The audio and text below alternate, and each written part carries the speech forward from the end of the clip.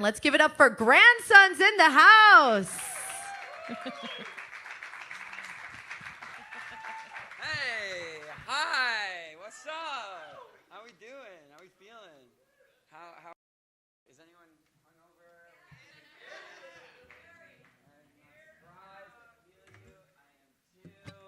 I'm Jordan. I'm grandson. What a pleasure to be hanging with you guys. Thanks for having me.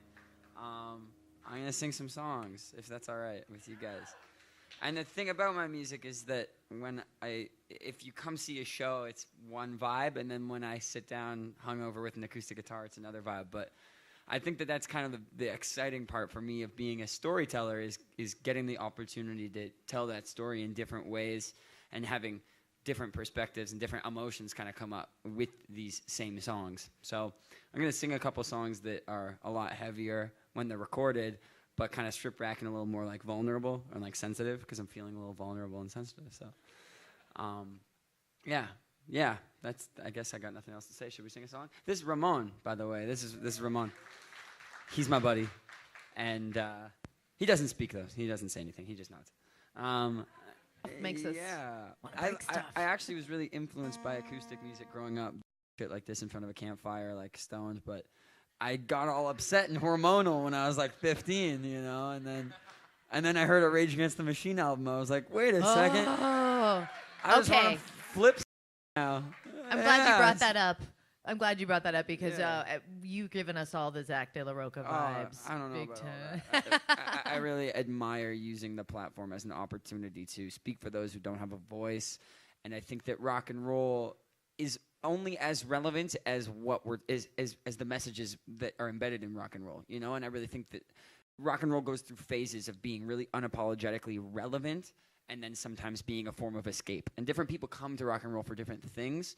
But when I look at like what my parents were influenced by, when I look at Jimi Hendrix and the Beatles, and it was all Nixon and Vietnam and like what the doing in 1976, it was, you know, peace and hippies, and then it kind of got lost somewhere in the 80s and got spit out covered in long fake hair and like, but then Nirvana and Rage Against the Machine and Smashing Pumpkins came along with this really like dark, honest, raw, relevant state of mental health. And then Bush and Afghanistan, and like that's rock and roll. That's where it's relevant. And when we talk about the intersection of rock and rap, that was where they did together too. You look at Wu-Tang Clan and you look at NWA, Public Enemy were very political, you know. It was, and it was about the systemic persecution of black men. It was about not being able to have a voice. And I think that it's an exciting time as much as it is an absolutely terrifying time right now, politically, socially, and what is the role of an artist in 2018. I, for one, want to go around city to city talking about important things, getting young people passionate, energized, getting them excited to vote, getting them excited to participate, because I think that apathy is the biggest thing that's led us to this kind of right now. So I try and just use this to do that. But then every so often I just make songs about whatever, like Kiss Bang. But yeah, so I'm excited about where rock and roll is, where it's heading, and I'm happy to just be a small part of this resurgence that I think has everybody at the station and has me as an artist very excited. Very cool. Yeah. Yeah.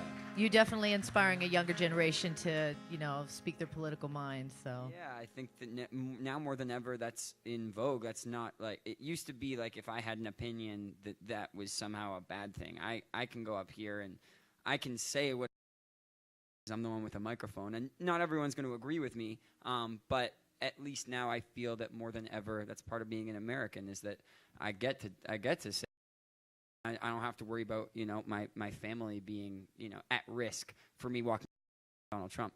Some of you might like Donald Trump, and you're entitled to do so. And I would love to have conversations about what pushed people into a place where they wanted to hit this self-destruct button in so many different ways in their psyche and in politics. But anyways, I just realized I was just ranting. That's what happens if I drank too much last night. Like I kind of lose the filter on it, but I don't even know how I started talking about that.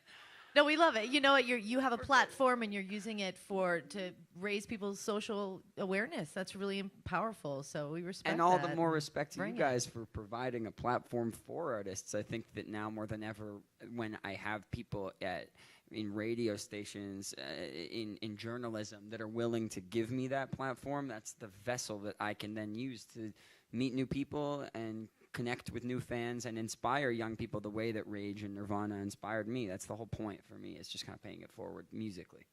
So. And this is a big treat because not playing Life is Beautiful. So thank you for coming down here and joining us for Soundhouse. Shouts out Life is Beautiful for not booking me. Now I got all this time to hang with you guys. It's like a one-of-a-kind Just experience. as I drew it up, of course. Yeah, next year. That's my dog. Yeah. I have a couple of getting to know you questions. You wanna play along? Let's bang them out. Rapid fire. Being that you know, this is the last year has probably been a monster for you. Just like really rising star. What's one of the biggest lifestyle changes in the last year? Wow, good question. I would say one of the biggest lifestyle changes is that I'm on tour now all the time, which is crazy dope. It's very exciting for me. It's what I love to do. Obviously, I love hanging out, meeting new people, having conversations. But it's definitely an adjustment to your relationships and to your sense of home, whatever that means. Now that I just kind of live on a floating bus hotel thing, and I literally go to bed in one city and I wake up in another city. And it's cool, but it's also very disorienting and takes some getting used to. What do you do on the bus? What do you like to read, or do you play video games, or are you watching anything? Because we like to watch TV. We're not rock stars. I'm not really a TV guy. I've never really been. But I do some reading. Yeah, I've been reading a pretty interesting series. So I'll do that. I'll hang out. I write a lot. I try to write in my journal every day. I use that as a space for my sense of self. It can be kind of hard to detach who I am from the work that I'm doing when I spend so much time doing it. So I try to ground myself. And I think we all can stand to do that. You're not your profession. You're not your role for your kids or whatever it is. You're you. You're not even who you are for your partner. You're you at the end of the day. So you have to take some time to cultivate that sense of self between you and yourself and everybody. A half an hour a day. To check out of always being on. You're on tour. You're I have to be working and doing something. How do you check out? Is that with the book? I'm still working on it. Smoking weed helps sometimes, but understood. Different. It's kind of an ongoing thing, Sometimes you'll have one way of centering yourself, and then you'll revisit that, and it feels stale. You got to find something new. So, if anyone has any suggestions, I'm all ears. So people obviously assume now that you're a rock star, you have millions, and I'm sure there are things you can splurge on, or there are things you're just gonna still refuse to overpay for. You're I'm not gonna. I don't do. No, it's not like that. I mean, I'm just trying to build this way to give back and provide more resources for youth empowerment, and I bought myself a suitcase. I had a really. Now I have a less suitcase, and then other than that, I'm just trying to connect people. I've got to do some donate some money to my high school. That was exciting for me. Nice. And then beyond that, I don't know. I got some new T-shirts, so that's better. Okay, all right. So still keeping it low key. No, I like that. My mom would beat me up. So this is very cool. Now, Bloodwater, we all love it. It's badass, but everybody loves it. Tom Morello, AWOL Nation, you just dropped a 5-song EP, and everybody remixed the song. Have you guys heard this? Everyone's I guess. I saw it on your Twitter. Yeah, cool. Shouts out the 3 of you that were paying attention. I see you, bro. I see you. As I was saying earlier when I got on stage, one of my favorite parts of telling stories is hearing them told different ways. So when I get to have other creative people take their own interpretation, that's exciting for me. And then when those creative people happen to be my role models and idols musically, that makes it a lot cooler. So being able to work with Tom from Rage Against the Machine and AWOL Nation, super cool. I don't know what else to say about it. It's really cool. it kind of has their little bit of their little musical style still with your lyric. It's very cool. When check it at out. the end of the Tom Morello Bloodwater remix, he threw in the classic whammy the guitar solo, and I was like, yeah, let's go. That was really cool for me. Yeah, I was like, oh my god, it really helps just give it all.